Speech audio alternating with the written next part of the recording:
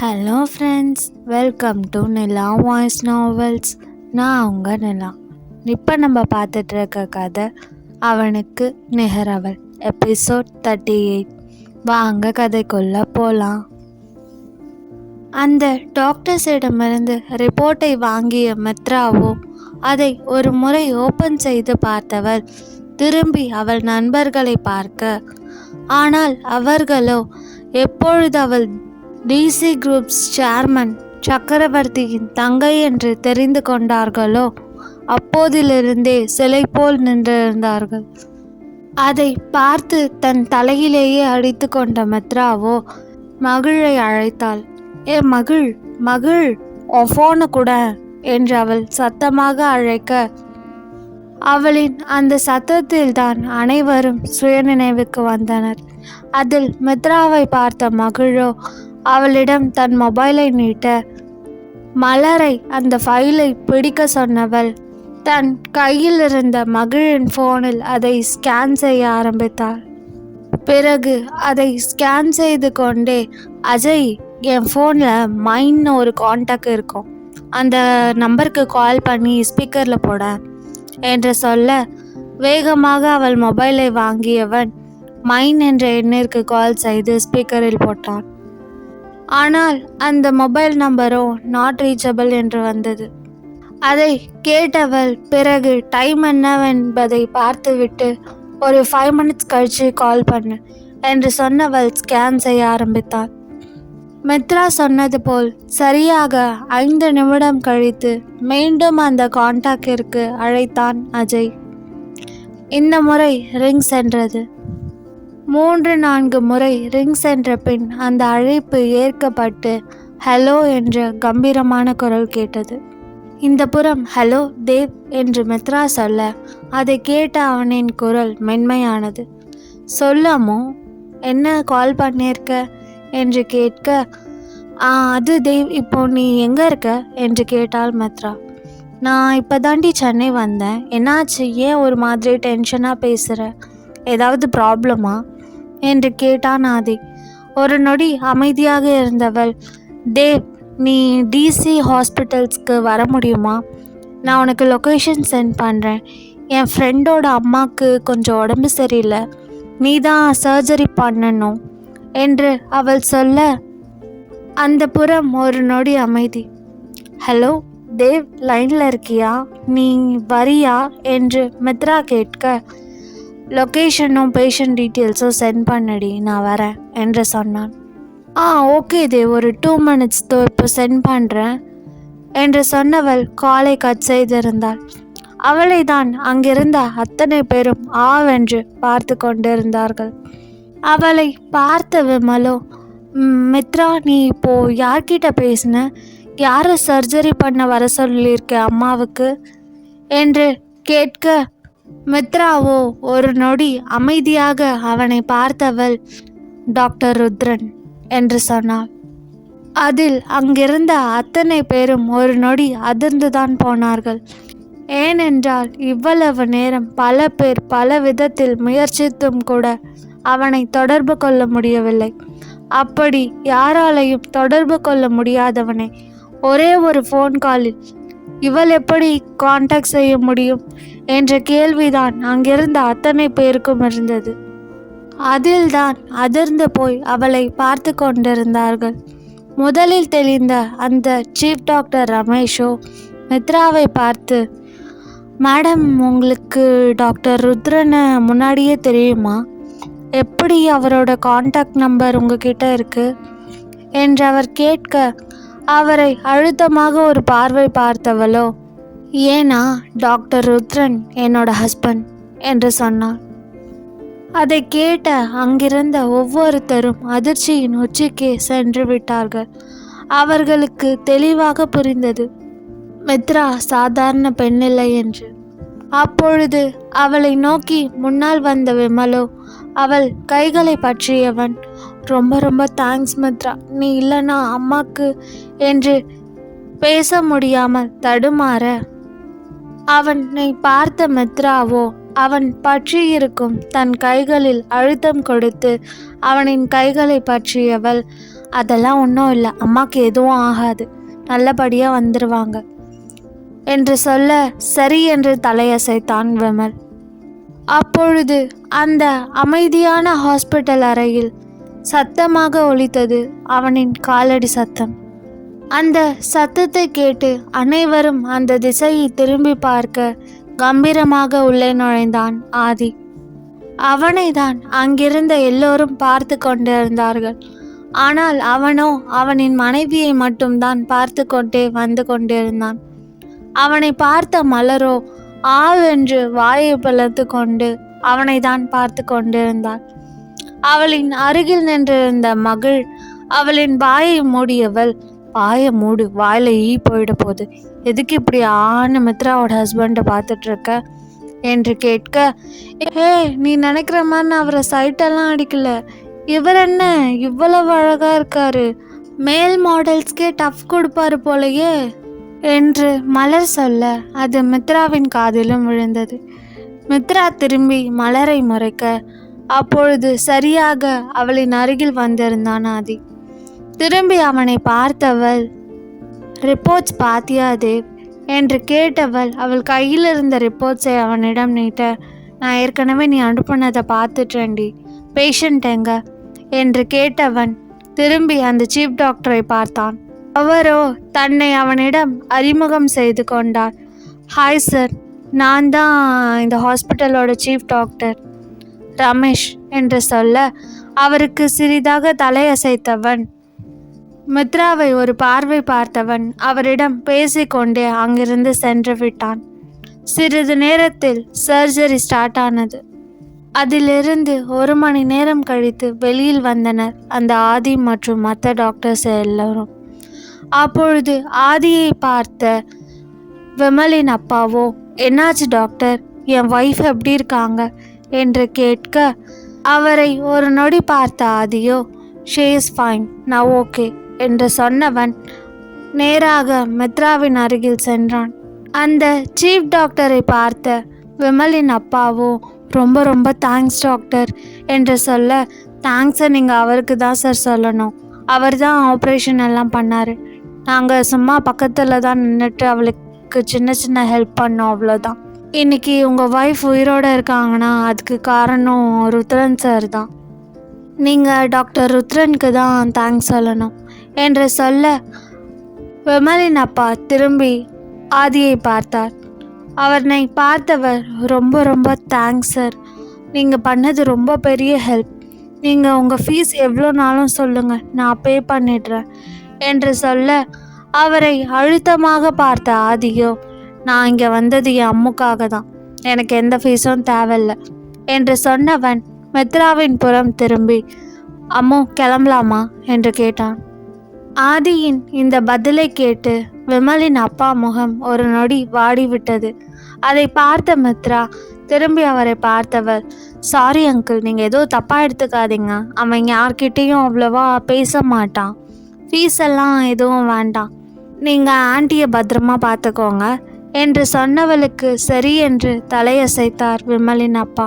ரொம்ப ரொம்ப தேங்க்ஸ்மா, உன்னால தான் எல்லாம் என்று அவர் சொல்ல, நான் எதுவுமே பண்ணலை அங்கிள் என்று சொன்னவள் அவளை எப்பொழுது வருவாய் என்று பார்த்து கொண்டிருக்கும் ஆதியை பார்த்து, தேவ் நீ போ, நான் கொஞ்ச நேரம் இங்கே இருந்துட்டு வரேன் என்று அவள் சொல்ல, அதெல்லாம் முடியாதம்மோ, என் கூட இப்போ நீ வர என்று சொன்னவன் அவளின் கைகளை பிடித்து இழுத்தான்.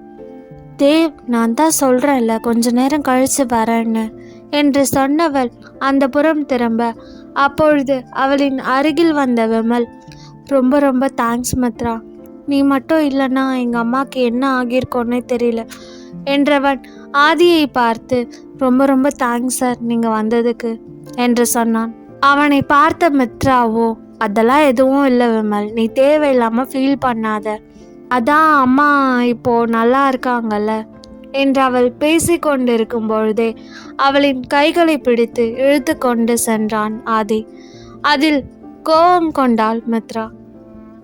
அதே கோபத்துடன் அவனை திரும்பி பார்த்தவள், தேவ் என்ன பண்ணுற, நான் தான் அப்புறம் வரேன்னு சொல்கிறேன்ல என்று சொல்ல, ஆனால் அதையெல்லாம் கண்டு கொள்ளாதவனோ, அதெல்லாம் என்னால் முடியாது, இப்போ நீ என் கூட வர என்று சொன்னவன் அவளை இழுத்து கொண்டு நடந்தான்.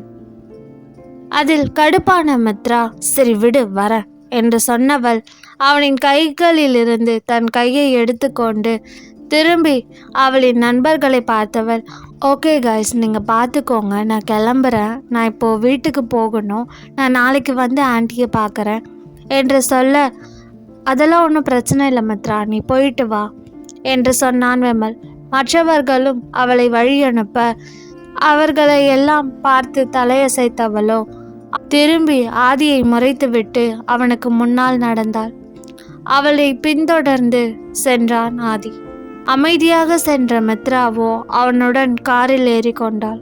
ஆனால் அவனிடம் ஒரு வார்த்தை கூட பேசவில்லை. ஆதியும் அவளிடம் எதுவும் பேசவில்லை. நேராக வீட்டிற்கு வந்து அவன் காரை நிறுத்த காரிலிருந்து இறங்கிய மித்ராவோ வேக வேகமாக அவளின் அறை நோக்கி சென்று விட்டாள். தன் காரை பார்க் செய்தவன் அவளின் பின் அவனும் அவன் அறைக்கு சென்றான். உள்ளே வந்த ஆதி கதவை மூடியவன் அங்கு கோபமாக நின்று கொண்டிருந்த மித்ராவை பின்னால் சென்று அணைத்து கொண்டான். அதில் மேலும் கடுப்பான மித்ரா வேகமாக அவனை தன்னிலிருந்து பிரித்து தள்ளியவள், என்ன நினச்சிட்டு இருக்க ஆதி, எதுக்காக இந்த மாதிரி பண்ணுற? நான் தான் சொல்கிறேன்ல கொஞ்ச நேரம் இருந்துட்டு வரேன்னு, அப்புறம் எதுக்காக என்னை இப்படி இழுத்துட்டு வர? என்னை கண்ட்ரோல் பண்ணணும்னு நினைக்கிறியா? இல்லை நீ நினைக்கிறபடி தான் நான் நடந்துக்கணுமா என்று கோபமாக மித்ரா கேட்க, ஏற்கனவே அவள் தன்னை தள்ளிவிட்டதில் கோபமாக இருந்த ஆதியோ அவளின் வார்த்தைகளில் மேலும் கோபமானவன் அவளின் கைகளை வலிமையாக பற்றி அவனை நோக்கி இழுத்தான். அவன் அழுத்தி பற்றியதால் அவளின் கை வலியெடுக்க அதை பார்த்தவள், என்ன பண்ற தேவ் என்று கத்தி கொண்டிருந்தாள் மித்ரா. தன் முகத்தின் அருகே அவள் முகம் வரும்படி அவளை இழுத்தவன் அவளின் விழிகளை பார்த்து, நீ எப்போதாண்டி என்னை புரிஞ்சுக்க போற? ஒருவேளை உன்னை நான் கண்ட்ரோல் பண்ணுறேன்னு தான் உனக்கு தோணுதுன்னா அப்படியே வச்சுக்கோ, போடி என்று சொன்னவன் அவளை தள்ளிவிட்டு அங்கிருந்து திரும்பி நடந்தான். அவன் தள்ளியதில் அருகில் இருந்த டேபிளில் சென்று இடித்து கொண்டாள் மித்ரா. அதில் அம்மா என்று அவள் கத்த, அவளின் அந்த சத்தத்தில் நின்றவன் திரும்பி பார்த்தான். அவளின் கைகளின் ரத்தம் வடிய கைகளை பிடித்து கொண்டு நின்று கொண்டிருந்த மித்ராவை பார்த்தவனுக்கு மனம் வலித்தது. ஒரு நொடி கோபத்தால் தன் அவளை தானே காயப்படுத்தி விட்டோமே என்று நினைக்க நினைக்க ஆதிக்கு அவன் மேல் கொலை வரிய வந்தது. அவள் வழியில் இருப்பதை பார்த்தவன் வேகமாக அவளின் அருகில் சென்றான். அம்மு சாரிடி, நான் ஏதோ கோவத்தில் என்று சொல்லிக்கொண்டே அவளின் அருகில் நெருங்கியவனை தன் கைகள் நீட்டி தடுத்தாள் மித்ரா. என் பக்கத்தில் வராது, திரும்பி போனவன் அப்படியே போயிடு என்று அவள் சொல்ல, அதை கேட்ட ஆதிக்குதான் கூர்மையான ஈட்டியை எடுத்து அவன் இதயத்தில் இறக்கியது போல் அவ்வளவு வலித்தது. அதே வலியுடன் அவளை பார்த்தவன், அம்மு ப்ளீஸ்டி, சாரிடி, நான் வேணும்ட்டே பண்ணலை என்று சொல்ல வர அவள் காதுகளை தன் கைகளால் பொத்தி கொண்டவள், உன்னை இங்கிருந்து போன்னு சொன்ன என்று கத்தினாள். அவளை பார்த்தவன், ப்ளீஸ் வாடி, ப்ளீட் ஆகுது, நான் உனக்கு மருந்து போட்டு விடுறேன் என்று அவன் அழைக்க, அவளோ தன் காதுகளை இறுக்கி மூடியவள், நீ இங்கேருந்து போகலைன்னா நான் என் காயத்துக்கு மருந்து கூட போட மாட்டேன் என்று கத்த, ஒரு நொடி அவளை வலியுடனும் குற்ற உணர்வுடனும் பார்த்தவன் அந்த அறையிலிருந்து வெளியில் சென்று விட்டான். கீழே வந்த ஆதி அங்கிருந்த வேதாவை பார்த்தவன், எப்படியும் மித்ராவால் அவள் கைகளுக்கு மருந்து போட முடியாது என்பதை உணர்த்தவன் வேதாவிடம் சென்று வேதா என்று அழைக்க, அவனை பார்த்தவள், சொல்லுங்கண்ணா என்றாள். அது யாழுக்கு கையில் அடிபட்டிருக்கு, நீ கொஞ்சம் போய் என்னன்னு பார்க்குறியா என்று கேட்க, அடிபட்டிருக்கா, என்னாச்சுன்னா என்று பதற்றத்துடன் கேட்ட வேதாவோ அவனின் பதிலை கூட எதிர்பார்க்காமல் வேகமாக மித்ராவை தேடி ஓடியிருந்தாள். அவள் சென்றவுடன் அங்கிருந்து சோஃபாவில் அமைதியாக அமர்ந்து கொண்டான் ஆதி. அவனை பார்த்த துருவனோ அவனின் அருகில் சென்று அமர்ந்து, என்னாச்சுடா, ஏன் ஒரு மாதிரியா இருக்க என்று கேட்க கொஞ்ச நேரம் அமைதியாக இருந்தான் ஆதி. பிறகு, முதல் முறையா என் கோவத்தை எனக்கு பிடிக்கலடா என்று மெதுவாக சொன்னான் ஆதி. மித்ராவிற்கு அடிபட்டு விட்டது என்று அவளுடன் அவன் இருக்காமல் கீழே வந்து வேதாவை அனுப்பும் பொழுதே அவனுக்கும் அவளுக்கும் ஏதோ பிரச்சனை என்பதை உணர்ந்திருந்தான் துருவன். ஆதியின் இந்த வாடிய முகம், அவன் பேசியது என அனைத்தையும் கனெக்ட் செய்து பார்த்தவனுக்கு மித்ராவிற்கு அடிபட்டதற்கு ஆதியின் கோபம்தான் காரணம் என்பதை புரிந்து கொண்டான். பிறகு ஆதியை பார்த்தவன், உன்னோட கோவத்தை நான் எந்த விதத்துலேயும் குறை சொல்ல மாட்டேன் ஆதி. ஏன்னா இது வரைக்கும் நீ உனக்கு நெருக்கமானவங்க யார்கிட்டையுமே உன்னோட கோவத்தை காட்டினதில்லை. அது ஏன்னு உனக்கு நான் தான் சொல்லணும்னு அவசியம் இல்லை. நமக்கு நெருக்கமானவங்க கிட்ட நம்ம காட்டுற அதிகப்படியான கோவம் நமக்கு நடுவில் இருக்க அந்த உறவையே உடைச்சிரும். உனக்கு எதையும் நான் சொல்லி புரிய வைக்கணும்னு அவசியம் இல்லை ஆதி, உனக்கே எல்லாமே தெரியும் என்று சொன்ன துருவன் ஆதிக்கு தனிமை வேண்டும் என்று நினைத்துவிட்டு அங்கிருந்து சென்று விட்டான். அன்று இரவு முழுக்க ஆதி அவன் அறைக்கே செல்லவில்லை, ஸ்டடி ரூமில் தான் இருந்தான். அடுத்த நாள் காலை அழகாக விடிந்தது. தன் அறைக்கு வந்த ஆதி பார்த்தது என்னவோ, பெட்டில் அமைதியாக உறங்கிக் கொண்டிருந்த அவனின் அம்முவைதான். அவளின் அருகில் சென்று பார்த்தவன் அவள் கைகளில் இருந்த காயத்தை பார்த்தவனுக்கு மனம் வலித்தது. குற்ற உணர்வு அதிகமாகியது. மென்மையாக அவள் காயத்தை வருடியவன் அவளின் முகம் பார்த்து பேசத் தொடங்கினான். சாரிடி அம்மு, நான் வேணும்ட்டே பண்ணலை. அது நீ என்னை புரிஞ்சுக்காம பேசவோ கோவத்தில் உன்னை விளக்கிட்டு நடக்கணும்னு நினச்சனே தவிர நீ நீ இடிச்சிட்டு உனக்கு இப்படி காயமாகும்லாம் நான் எதிர்பார்க்கலடி. சாரிடி. நீ நினைக்கிற மாதிரி நான் உன்னை கண்ட்ரோல் பண்ணணுன்னோ இல்லை நான் நினைக்கிற மாதிரி தான் நீ இருக்கணும்னோ நினச்சலாம் நான் உன்னை கூட்டிகிட்டு வரல என்று சொன்னவன் ஒரு நொடி இடைவெளி விட்டு, நான் உன்னை ரொம்ப மிஸ் பண்ணேன்டி. உன்னை பார்க்கணும், உன் கூட டைம் ஸ்பெண்ட் பண்ணணும்னு ரொம்ப ஆசையாக இருந்துச்சு. அதனால தான் 2 நாளில் முடிக்க வேண்டிய வேலையை ஒரே நாளில் முடிச்சுட்டு உன்னை பார்க்கறதுக்காக கிளம்பி வந்தேன். இப்போ தான் நீ என்னை ஹாஸ்பிட்டல் வர சொல்லி கூப்பிட்ட. அந்த சர்ஜரி முடிச்சுட்டு உன் கூட டைம் ஸ்பெண்ட் பண்ணணும்னு நினச்சி தான் உன்னை என் கூட வீட்டுக்கு கூப்பிட்டேன். மற்றபடி நீ நினைக்கிற மாதிரி உன்னை கண்ட்ரோல் பண்ணணும்னு நினச்சிலாம் உன்னை நான் அப்படி கூட்டிகிட்டு வரலடி. உன்னை யாரும் காயப்படுத்தாமல் பார்த்துக்கணும்னு நினச்ச நானே இன்னைக்கு உன்னை காயப்படுத்திட்டேன். எல்லாம் என்னோட கோவத்தால் தான். இனி உன்கிட்ட நான் கோவப்பட மாட்டேன் அம்மு, சாரி என்று சொன்னவன் அவள் நெற்றியில் அழுத்தமாக முத்தமிட்டு விட்டு அங்கிருந்து எழுந்து அவனின் ஆஃபீஸுக்கு சென்று விட்டான். அவன் அந்த அறையிலிருந்து சென்றவுடன் கண்விழித்த மித்ராவின் கண்களோ கலங்கியிருந்தது. அவன் உள்ளே வரும்பொழுதே அவள் விழித்துதான் இருந்தாள். அவன் பேசியதையெல்லாம் கேட்டவளுக்கு மனம் வலித்தது. மீண்டும் மீண்டும் தான் அவனை புரிந்து கொள்ள தவறுகிறோம் என்பதை உணர்ந்தவளுக்கு என்ன சொல்வது என்றே தெரியவில்லை. அப்பொழுதுதான் யோசித்தாள், அவன் தன்னை கட்டுப்படுத்த வேண்டும் என்று நினைத்திருந்தால் அதற்கு எவ்வளவோ வழிகள் இருக்கிறதே. அதையெல்லாம் விட்டுவிட்டு இதில் அவன் தன்னை கட்டுப்படுத்த போகிறான். கோவத்தால் அதை யோசிக்க மறந்த தன் முட்டாள்தனத்தை நினைத்து அவள் மேலேயே கோபம் கொண்டாள் மித்ரா. பிறகு இதை எப்படி சரி செய்வது என்று யோசித்தவள் ஒரு முடிவை எடுத்துவிட்டு வாஷ்ரூம் நோக்கி சென்றவள் ஃப்ரெஷ்ஷாகிவிட்டு கீழே சென்றாள். ஹாலில் அனைவரும் அமர்ந்து காஃபி குடித்து கொண்டிருந்தார்கள். அப்பொழுது கீழே வந்த மித்ராவை பார்த்த ஜானகி அவளுக்கு காஃபி கொடுக்க அதை வாங்கி கொண்டவள், தேங்க்ஸ் ஜானுமா, தேவங்க என்று கேட்டாள். அவளை பார்த்த ரத்னவர்மாவோ, அவன் ஆஃபீஸ் கிளம்பி போயிட்டான்டா, ஏதோ இம்பார்ட்டண்ட் ஒர்க் இருக்கும் போல என்று சொல்ல, சரி என்று தலையசைத்த மித்ரா அந்த காஃபியை வாங்கி கொண்டவள் சோஃபாவில் அமர்ந்து குடிக்க ஆரம்பித்தாள். அப்பொழுது திரும்பி ஜானகி மற்றும் ஜோதியை பார்த்த மித்ரா, பிரேக்ஃபாஸ்ட் சமைச்சிட்டிங்களாமா என்று கேட்க, அவர்களோ, இல்லைம்மா, இனிமே தான் சமைக்கணும், உனக்கு ஏதாச்சும் வேணுமா சொல்லு, நாங்கள் செஞ்சு தரோம் என்று ஜோதி சொல்ல, இல்லைம்மா, இன்னைக்கு நான் சமைக்கவா என்று கேட்டாள் மித்ரா.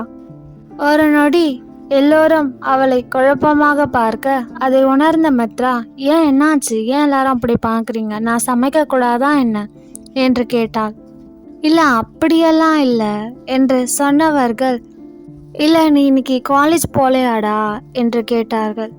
இல்லைப்பா, இன்னைக்கு நான் காலேஜ் போகல, நான் லீவ் போட போகிறேன் என்று சொன்னவள், நானே இன்னைக்கு உங்கள் எல்லாருக்கும் சமைக்கிறேன் என்று ரத்னவர்மாவை பார்த்து சொல்லிவிட்டு காஃபியுடன் எழுந்து கிச்சனுக்குள் சென்று விட்டாள் மித்ரா.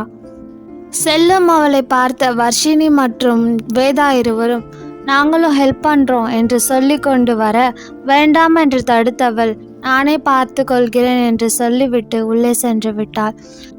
ஜானகி ஜோதியின் உதவியை கூட வேண்டாம் என்று சொல்லிவிட்டாள் மித்ரா.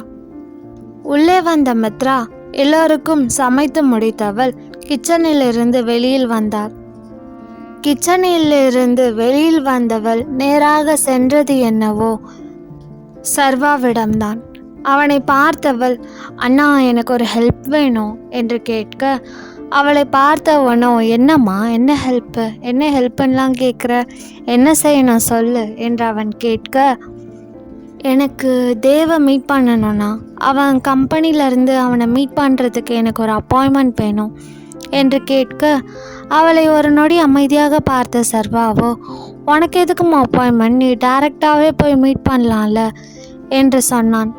இல்லைண்ணா, எனக்கு அப்பாயின்மெண்ட் வாங்கி தாங்கலை, ஆனால் என் பேரில் வேண்டாம், அதுவும் இப்போவே வேணும் என்று அவள் கேட்க, சரி என்று சொன்னவன் ஆதியின் பிஏ சூர்யாவிற்கு அழைத்திருந்தான்.